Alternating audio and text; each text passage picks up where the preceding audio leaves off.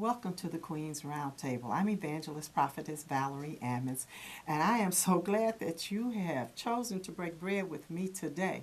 So without further ado, I'm going to go to the throne.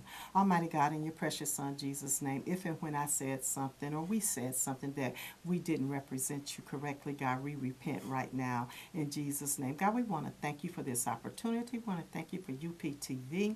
And God, we want to lift up all the kings and queens all over the world in the name of Jesus. And we thank you again.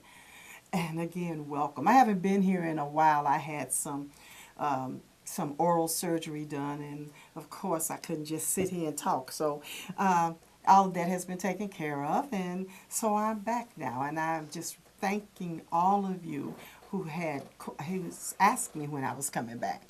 So, but now to my left is none other than Champaign County City Clerk-elect. County clerk. County Clerk, I'm sorry. County Clerk-elect, Aaron Ammons, my son.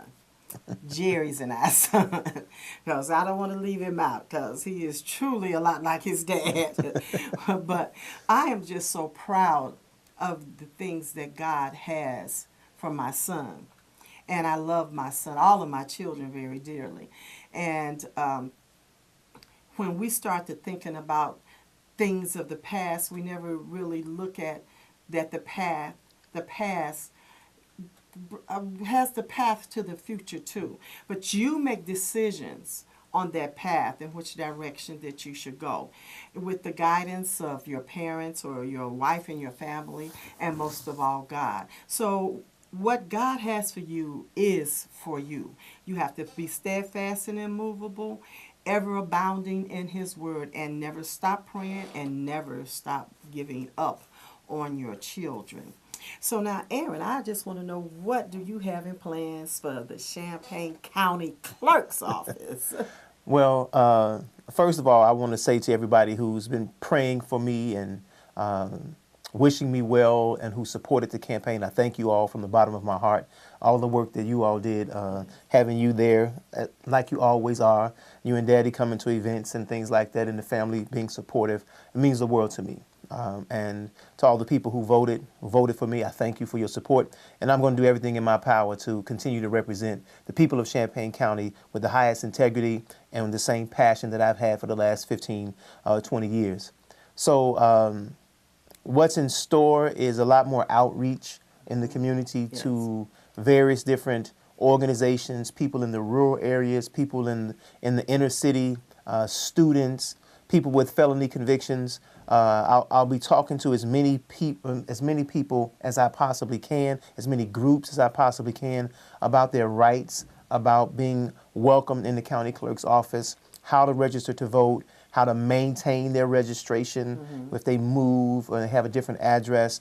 I'll be talking to them about various different things in the county clerk's office, things that they should be prepared for, but they can expect a lot more outreach from the office so that they can be prepared.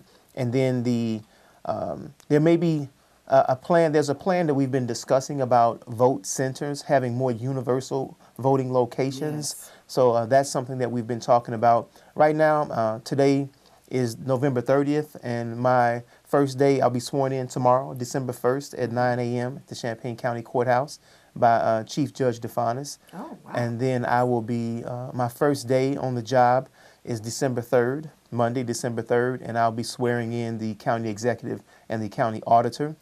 And then we'll be getting to work, talking to the staff who's staying behind, who's going to stick with me, and just ready to roll up our sleeves and get to work. Just dig right in. That's right. Absolutely. Because I know when we were on election day, that people were bringing the students to the voting place because there was lines just lined all the way around the block, and because there's only one place to vote. So on campus? Campus, there's several places to vote on election day, on the final day to vote. That's something that I'm going to work on, is the language around the elections. Is that a lot of people think that, you get pushed towards a particular date, but actually you have several days, 2 weeks sometimes, maybe even a month or more to vote before the elections close. So in this election that we just had, November 6th of 2018, November 6th, 2018 was just the last day to vote. But early voting began on September 27th in the county clerk's office, and then the other remote early voting locations opened up on October 25th. So you're talking about over a month that it was a month and almost a month and a half it was open at the county clerk's office to go and vote, where it would have taken you 3 minutes to get in and out. And then on October 25th, you're talking about another 11 days or so that you have to vote then. So we want to make sure people understand that there's an election cycle or an election season. I'm trying to think of the words that I want to use in relationship to that, but there's several days, over a month, that you have to actually go and cast your vote early. You can vote by mail. So we want to make sure that we communicate to the students and to everyone to take advantage of the vote by mail, take advantage of the early voting instead of waiting until the last day, which is going to be promoted so much as election day. Right. But the reality is that the election, you've had election days. And so we want to make sure that we communicate that to the students as well, not to wait until the last day to try to get out and cast your vote. Right. I know Jerry and I voted early, and that was just to avoid the lines. Correct. And it would just behoove you to adopt that attitude. I'm not going to wait to the last minute, because then on the last minute, sometimes we have babysitting issues and we have all types of issues. And the one issue that I heard more than anything is that my vote don't count. Oh, wow. Okay. Yeah. Well, to me, the vote does count, first of all, just from the standpoint of the number of votes.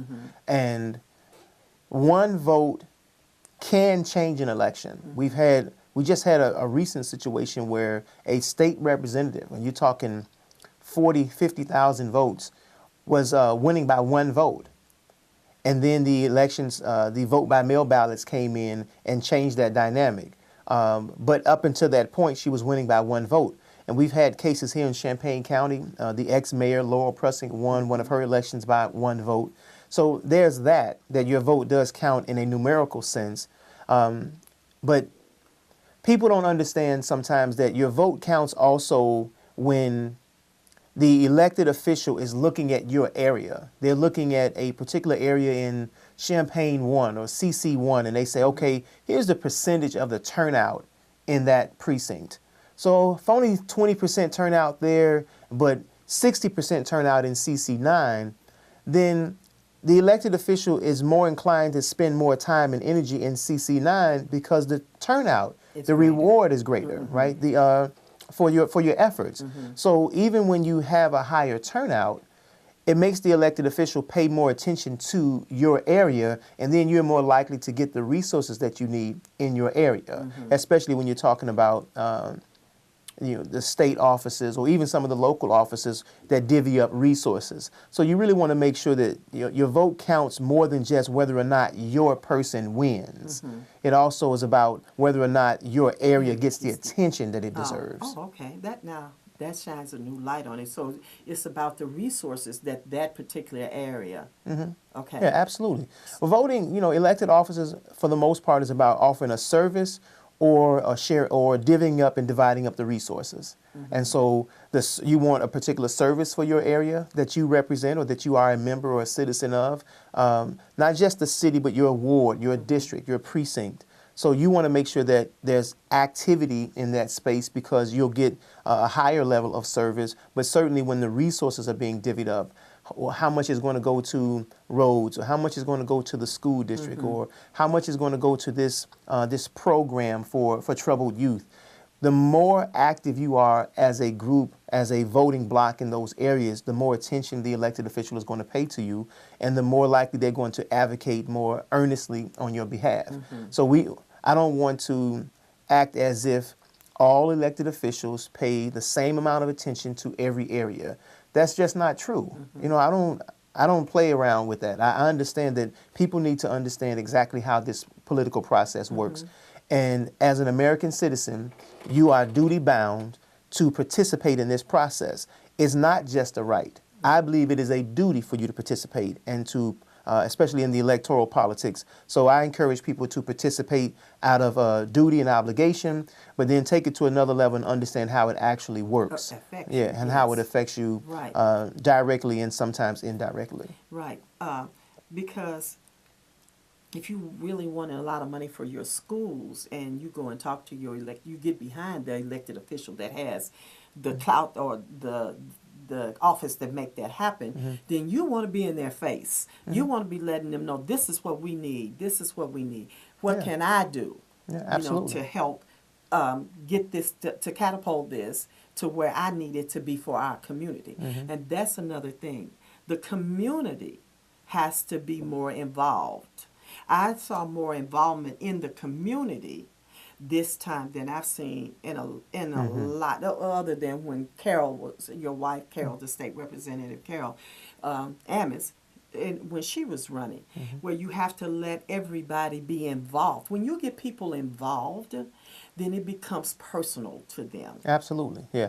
It was amazing to see a lot of the support all over the county, from Muhammad to the west to Rantoul and Ludlow to the north, and St. Joe to the east to Tolono. I mean, it was just in the south. It was just all over the place. Yard signs and people coming up and said, "Hey, we've got your back," or me knocking on the door and I'm being told that we're supporting you. You've got every vote in this house. You know, people were very excited, and they do start to sort of take on some of the battles for you. And because as a candidate, you can't be everywhere. You can't satisfy everyone. Right. You just got to do the best that you possibly can. I thought we did a good job of getting our message out there and sharing our desires and our goals for the office and what we would do for the people of Champaign County. So that's what we did. I think we did an excellent job of Yes, sharing that. And that's what we're going to continue to do. Really hard, son. Yes, You worked. I did. What Yes, the I baby did. say? I did. I did. But a lot of people around me worked very hard. You know, Stephanie Sewell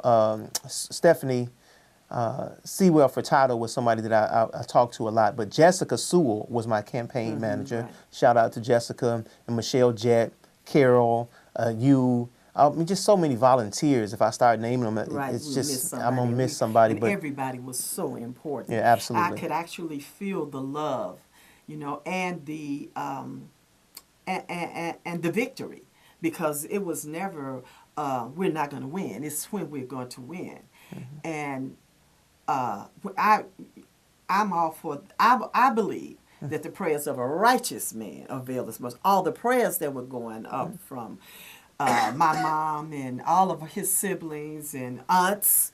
I mean, you had a real good support system from his Aunt Dorothy, Aunt Cora. Yeah. You know, for me, I believe that there's something that V talks about a lot as a righteous wind.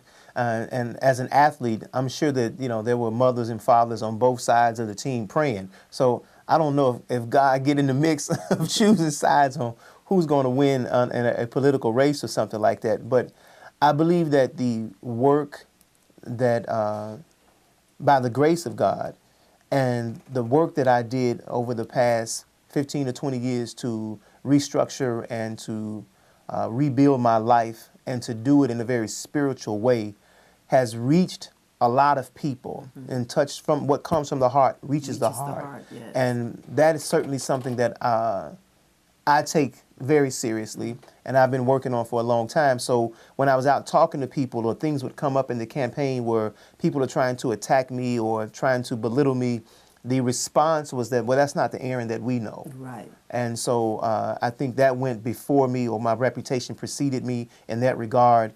And even those who I've had contentious moments with, they respect the position and respect the fight that I bring to the table. It's certainly not my intention to demean or to belittle anyone through that Right, process. that's right. That is not what I'm about. But when I show up to compete, I show up to win. So I do think that there was that righteous wind behind me in the way that it was with Carol. And once things started to flow, I felt really good about our chances and about the work that we were doing. Yeah, we always talked about that it would be close, and that we all had. I thought it would be a lot closer, Yes. actually, than it was. Yes, but it was about 5,000 votes. 6,528, but who's Got counting? it down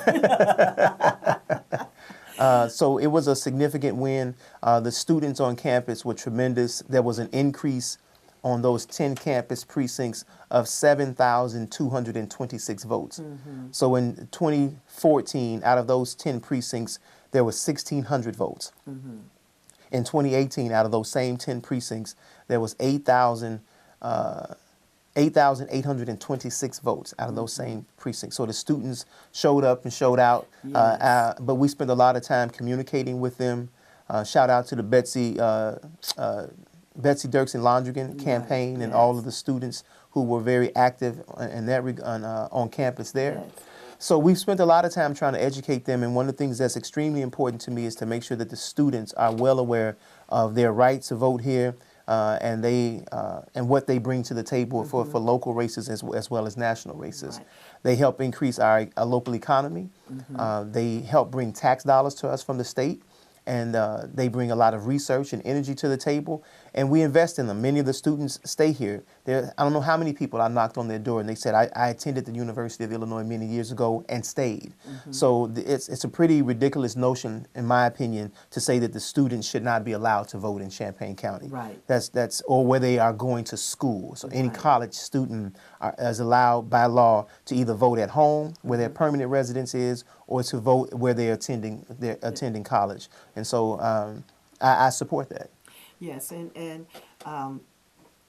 you have to be about something that the people like, that they see that is going to better the community.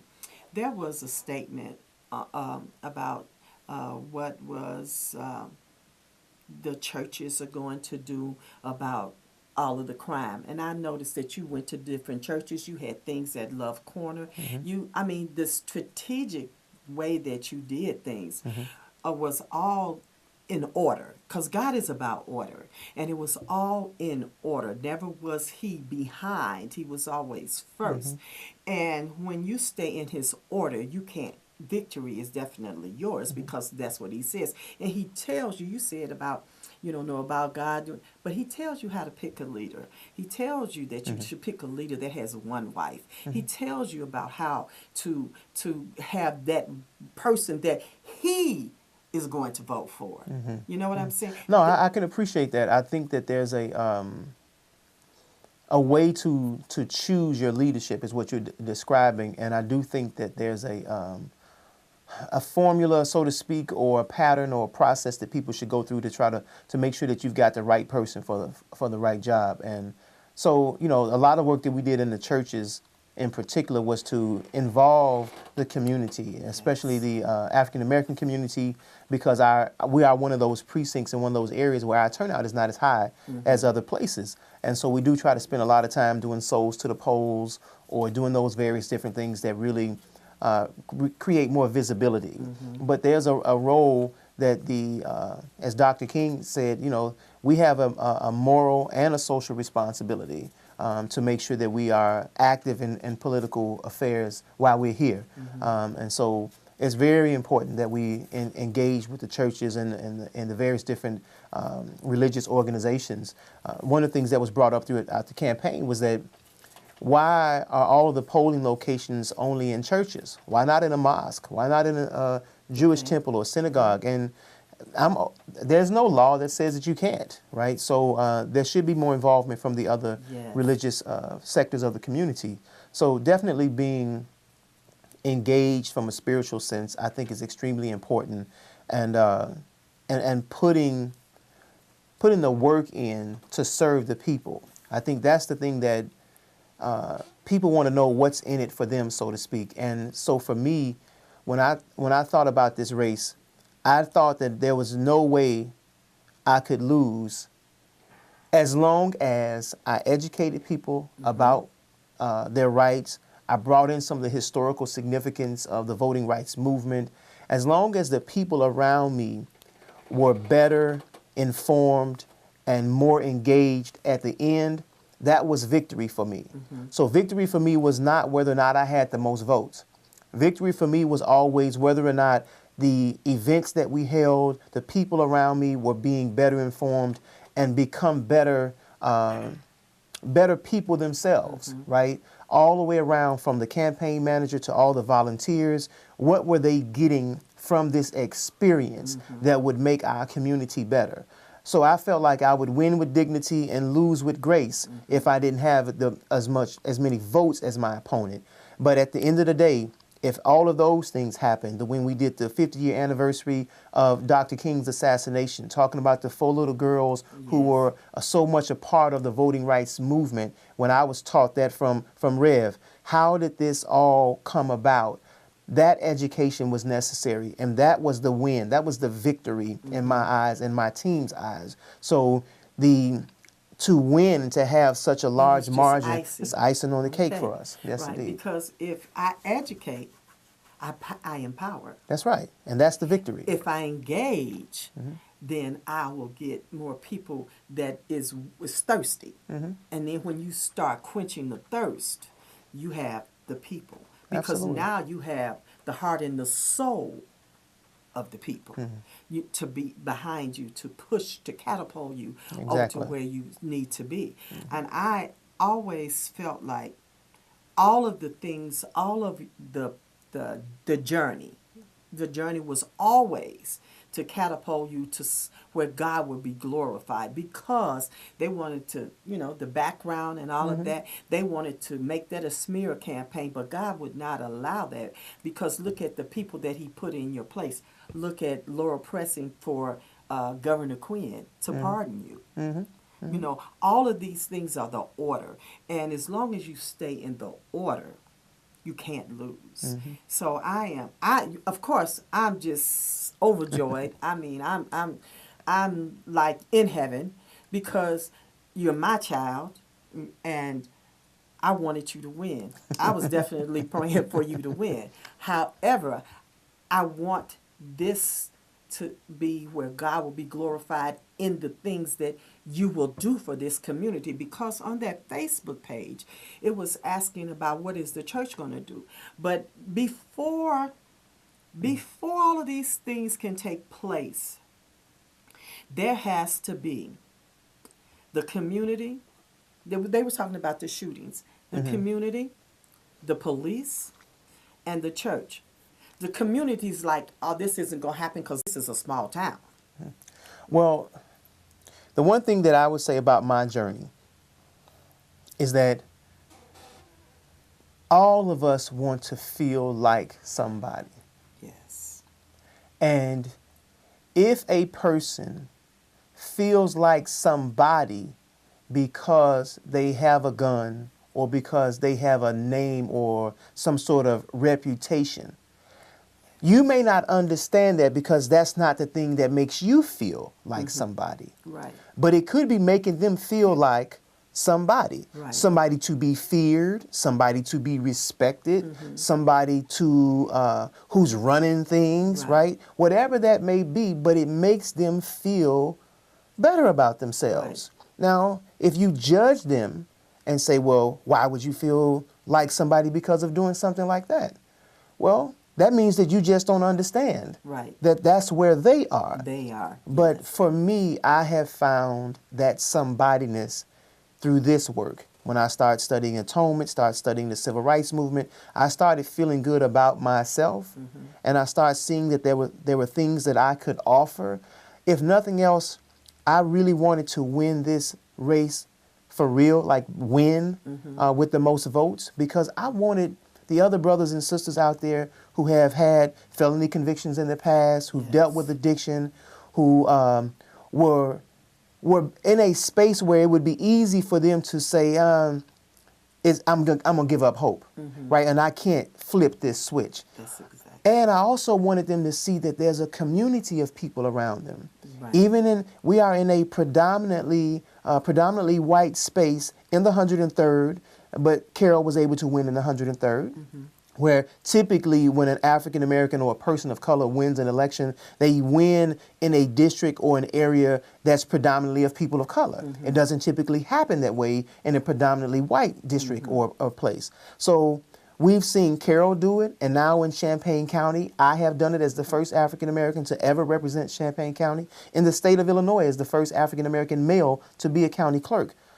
These are things that the community can be proud of, right? That it wasn't just African American people who got me into this space. It wasn't just students. It was the people of Champaign County, that's right. and those people were all walks of life, Right. probably predominantly white people who voted for me because they are the dominant number in the population.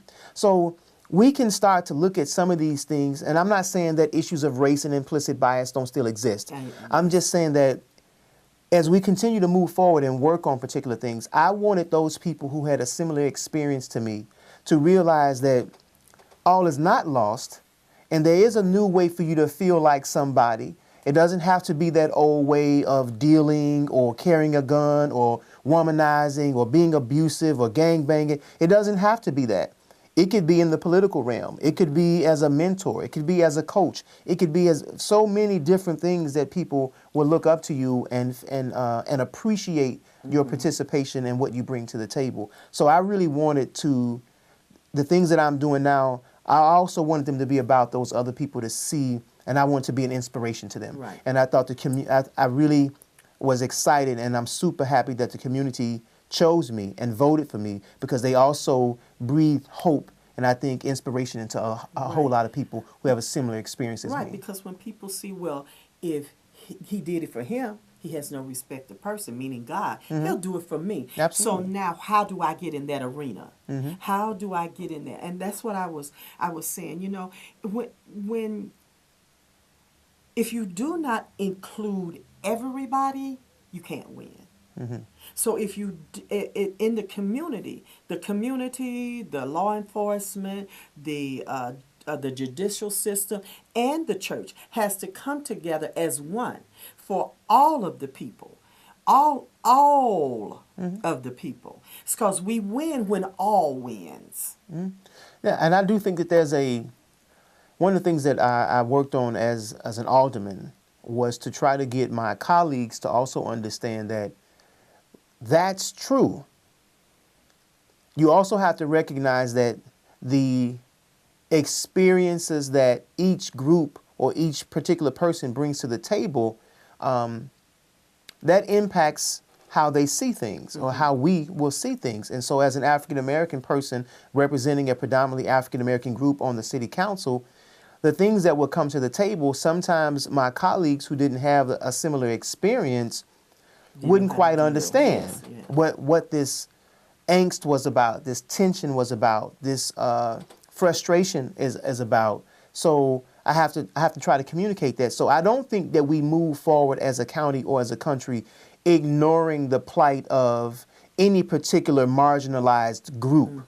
You have to accept that that's what their experience has been. Now, how do we work together to move past that? But don't ask me to just forget where I have started in this process, economically, socially, those types of things that are very important and still impact my life today. So I think it's important for us to recognize, and I will recognize even as a clerk, as the county clerk, that there are places where people stood in line for 10 minutes, regardless of what day they went to vote. Right. And there are places where people stood in line for 2 hours. That's not just and equitable. So I'll be working to fix that. Right, good. So I have to, you got to keep the focus sometimes where it is as you try to work towards equity. So will you be having any workshops to help the? Yeah, so I've already met with the student groups, with two student groups on campus already about how to improve that process. My plan is to reach out to Chancellor Jones and his office and the president of the university to try to implement a orientation. During orientation, students getting registered to vote at that time. That's one of the goals and ideas that we have. The election judges, I'm going to send out a communication to them, letting them know how much we appreciate their service. There's going to be a change in who's the election judge. I do want to send a shout out to all the people who are leaving the county clerk's office who have served diligently in their respective roles. I certainly wish them well. I would have appreciated the opportunity to work with some of them and the experience that they bring to the table, but they have decided to move forward just to make sure it's clear that the bargaining unit employees, I have not terminated any of them. They have chosen to move on to their respective jobs or whatever positions they're going to do. So I just think it's important that people understand that There are going to be changes, but we're going to continue to serve the people of Champaign County to the highest, with the highest integrity and to the best of my ability. Yes, and I am. I'm going to be involved as much as I can with all the ideas that I have, and you're always welcome to come on the Queen Roundtable. All right, You and I or appreciate it. Carol. All right. And I praise and thank God for, like I said, this opportunity for my son to come on and to give the community some of his ideas and some of his thoughts and some of his passion for being the Champaign County Clerk, because this is the first Democrat in 80 years. 76. 76 years? That's right. Okay, 76 years. I had 80, but that's what's been told to That's me. right. So it's 76 years, which is phenomenal in itself that no Democrat has held this office. So here we are knocking down boundaries that no man thought, well, no, we won't be able to do this. But yes, we can. And yes, we did. Yes, we did. Because Aaron Ammons is The county clerk. the county clerk. God bless you all. And may God shine upon you his love and grace and dignity. Bye now.